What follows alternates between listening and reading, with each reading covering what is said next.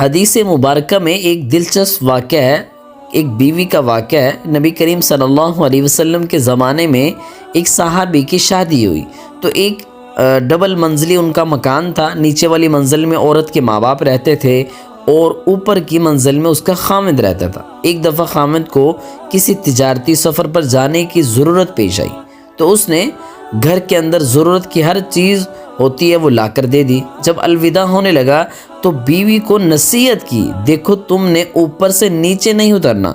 بیوی نے کہا ٹھیک ہے، وہ چلے گئے۔ اب بیوی اوپر کی سٹوری میں یعنی اوپر والی منزل میں رہتی تھی۔ اللہ تعالیٰ کی شان، اس کے والد بیمار ہو گئے۔ اب یہ ایسا ہوا، یہ ایسا کلوز رشتہ ہے، انسان کا دل چاہتا ہے وہ اپنے والد کے پاس بیٹھے، اس کی تیمارداری کرے، خبر گیری کرے اور خدمت کرے، مگر عورت نیچے نہیں اتری، حالانکہ اتر سکتی تھی۔ تو اس نے نبی کریم صلی اللہ علیہ وسلم کی خدمت میں پیغام بھیجا، اے اللہ کے حبیب، میرے خاوند جب سفر پر جانے لگے تھے تو انہوں نے یہ کلیئر الفاظوں میں بتایا تھا کہ مجھے فرمایا تھا کہ تم نے نیچے نہیں اترنا، لیکن اب معاملہ یہ ہو گیا ہے کہ میرے والد بیمار ہو گئے ہیں، کیا میں اس کی تیمارداری کے لیے نیچے اتر سکتی ہوں؟ نبی کریم صلی اللہ علیہ وسلم نے کیا فرمایا نہیں، جو تمہارے خاوند نے کہا ہے تم اس پر عمل کرو۔ چنانچہ وہ عورت نیچے نہیں اتری۔ والد کی طبیعت خراب ہو گئی، لیکن اتنی زیادہ خراب ہوئی کہ والد کی وفات ہو گئی۔ اب دیکھیں، والد کی وفات ہونے کے باوجود بھی اللہ کے پیارے حبیب صلی اللہ علیہ وسلم اگر چاہتے تو فرما سکتے تھے، ٹھیک ہے ایک نئی صورت پیش آ گئی ہے، اب تمہیں اجازت ہے کہ تم نیچے اتر آؤ، اپنے والد کا چہرہ دیکھ لو۔ مگر نبی نے ایسا نہیں کیا، بلکہ یہی فرمایا نہیں، چونکہ خاوند نے کہا تھا اب نیچے اترنا نہیں ہے تو اس لیے آپ نیچے مت اترو۔ آپ کے والد کو نہلایا گیا، کفن دیا گیا، اس کا جنازہ گھر سے نکلا۔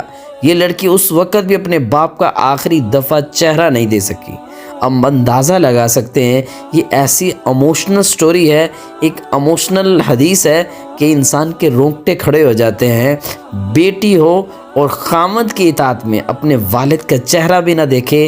یہ صحابی تھی، یہ نبی کی صحبت تھی، یہ نبی کی صحبت کا اثر تھا، جو شوہر کہہ گئے اس پر عمل کر کے دکھایا اور آنے والی نسلوں کو پیغام دیا۔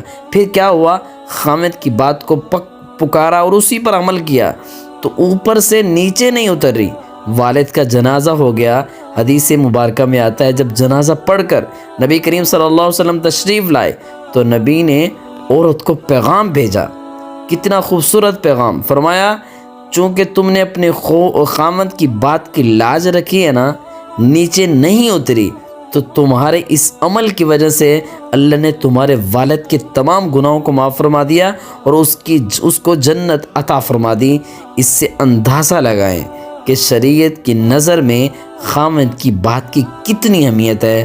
آج ہم خود فیصلہ کریں، آج ہماری بیویاں، آج ہمارے لوگ، کتنی بیویاں جو ہے اپنی خاوند کی بات کو مانتی ہیں اور ان کی لاج رکھتی ہیں۔ یہی عورتوں کے بارے میں فرمایا گیا ہے کہ جو عورتیں سب سے زیادہ جہنم میں جائیں گی ان کی وجہ یہ بھی ہے کہ وہ عورت بات نہیں مانتی۔